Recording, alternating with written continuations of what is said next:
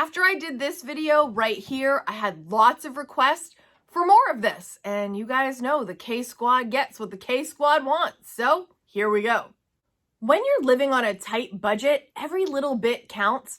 And I don't want to be too overwhelming, so I'm just going to share 5 things that I do to live a frugal life on a tight budget. Number 1, use the same shower or bath towel all week long. What I do is I like to hang my shower towel on the door, and then this towel also doubles as a hand drying towel, dual purposes. I don't know about you, but this girl is not looking into creating more laundry. I like less. I'm all about less. I know people who every shower, they take that towel, they dry off, and they throw it in the hamper. If clothes or material is truly dirty, of course I encourage you to wash them. But in a case like this, where you truly could utilize this over and over again all week and not accumulate more laundry, I would encourage you to just hang it up and reuse it as long as you can. In a video I did way at the beginning of my channel, I think it was 20 things I stopped buying or greatly reduced, I shared with you that I used to be the paper towel queen. I would wash my hands and I grab a paper towel and dry them off. And since then, I've become very aware of that paper towel usage and have greatly reduced it. So while we're talking about this, I think another thing to bring up in conjunction with the reusing the towel is to not throw clothes in the laundry immediately if it's not actually dirty. You can do a quick sniff test. You know if you have had a really sweaty day and clothing smells like it needs to go in the laundry.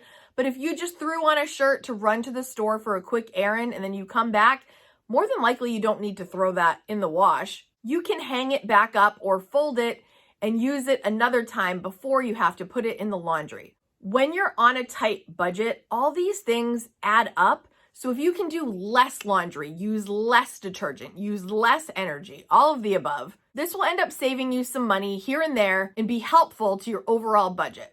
If you like this topic, talking about laundry and how many items you actually need, etc., I'm going to leave a video for you down in the description. It's talking about the comfort in the details of knowing your details. There is true beauty in the breakdown of these details. And also there is a cat dance with me and Buns at the beginning of that video for your viewing pleasure.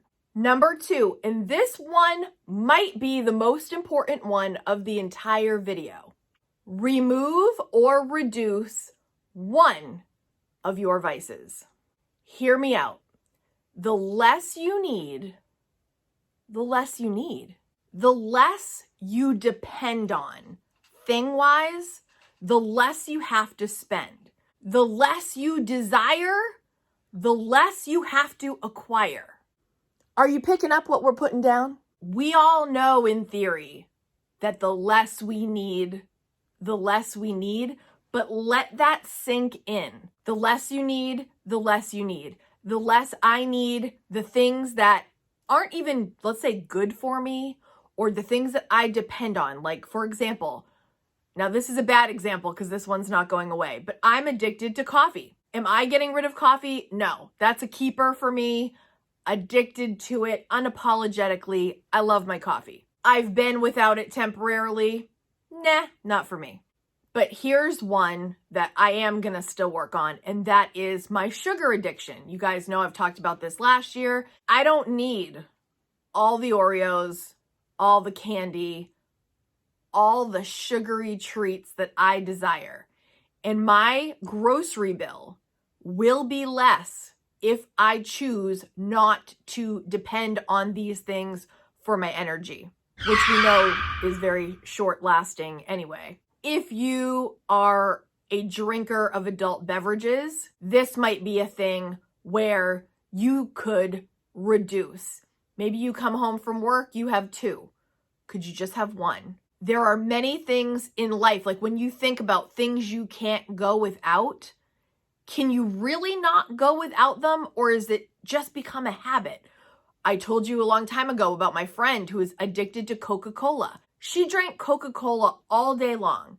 And she finally said to herself one day, you know, I don't need this. And I know this has just become a bad habit.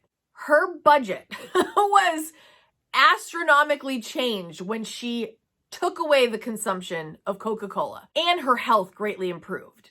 Take a second to think of the things that are vices for you. Maybe you're slightly obsessed with this thing. Maybe you just depend on it because you've come to depend on it. There are things in life that make our lives easier, but sometimes they are costly. Sometimes they are actually the opposite and are destructive. The less you need, and your budget will reflect this. And I'm not saying get rid of all the fun stuff in your life, and I'm not saying get rid of all the things that make your life happy and joyful, but just take a look at the groceries you buy. How many bags of chips are you buying? I don't know why I always talk about chips, because I love chips. Could you buy one less item of sugary treats that aren't really going to serve you in the long run? I'm not saying get rid of them altogether, but can you reduce it a little bit? Sometimes complete removal of something is not necessarily the answer, but sometimes if you slowly start to reduce it, and then maybe eventually greatly reduce it if it's something that's no longer serving you, and think of all the money that will save you, and most of the time, hopefully, your health will improve also by getting rid of the things that are not serving your mind and your body. Start with just one thing. Number 3, declutter your refrigerator and your pantry.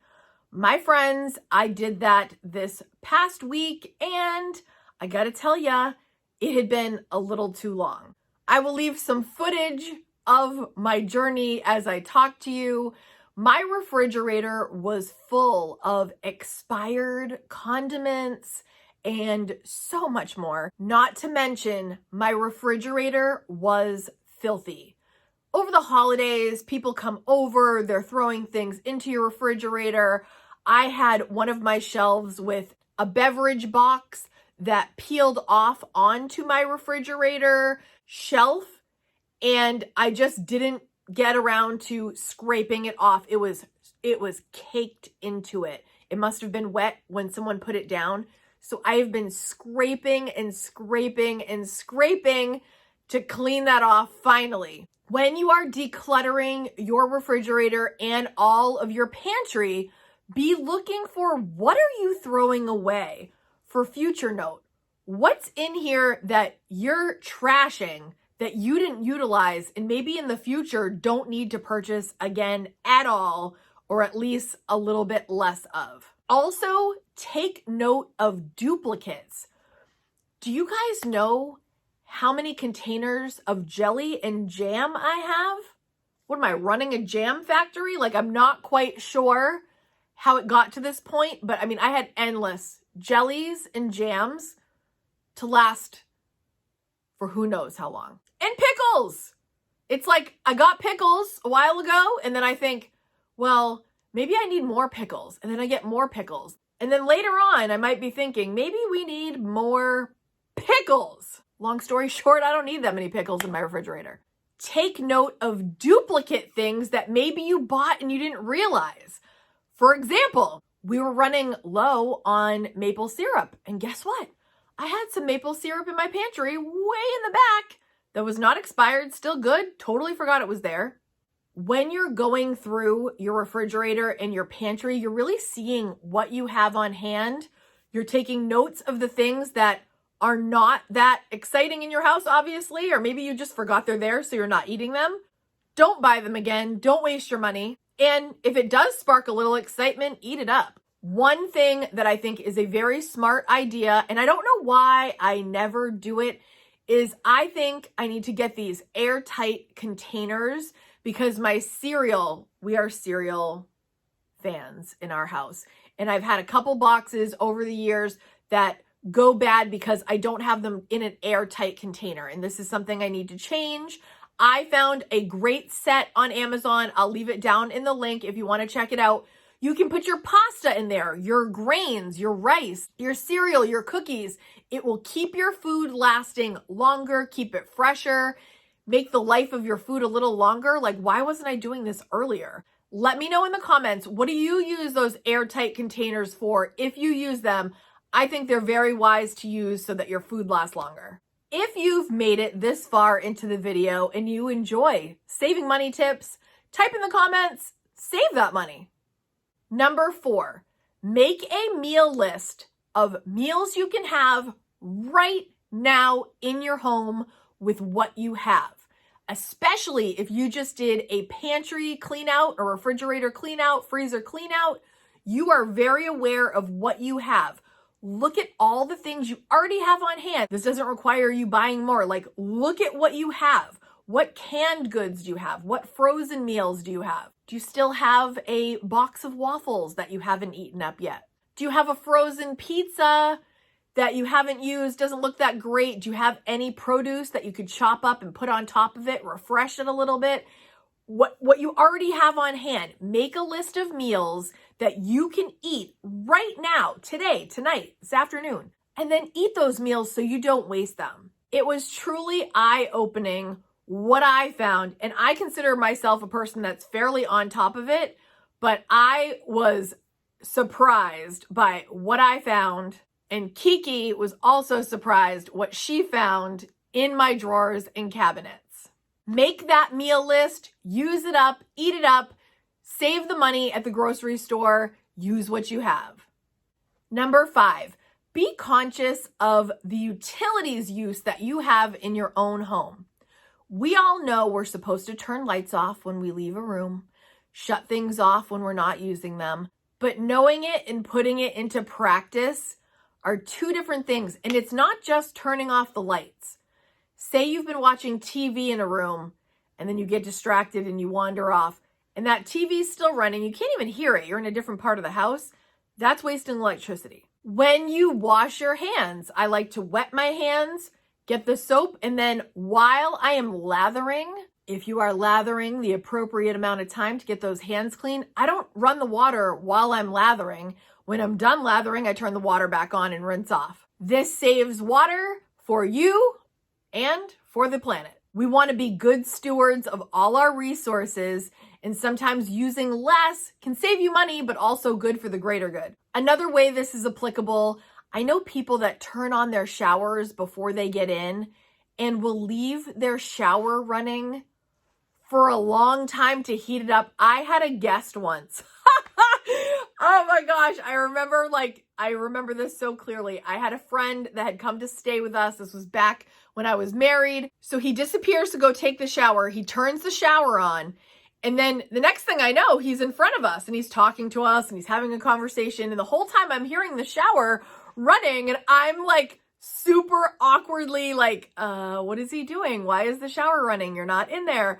And eventually I'm like, is the shower going right now? And he's like, oh yeah, I'm just heating it up. But I swear he was out with us for like 5 minutes and I was like having a secret heart attack on the inside. Like, what are you doing? You're wasting all this water. So most of you are probably not that extreme, but you don't have to have the water going super long before you jump in. And I've also heard of people when you're doing that beginning of the shower where no soap is coming down yet, you're just heating it up. Some people put a bucket in their shower and then they use that water to water their plants later or wherever you need water, that you need clean water, but don't want to waste it.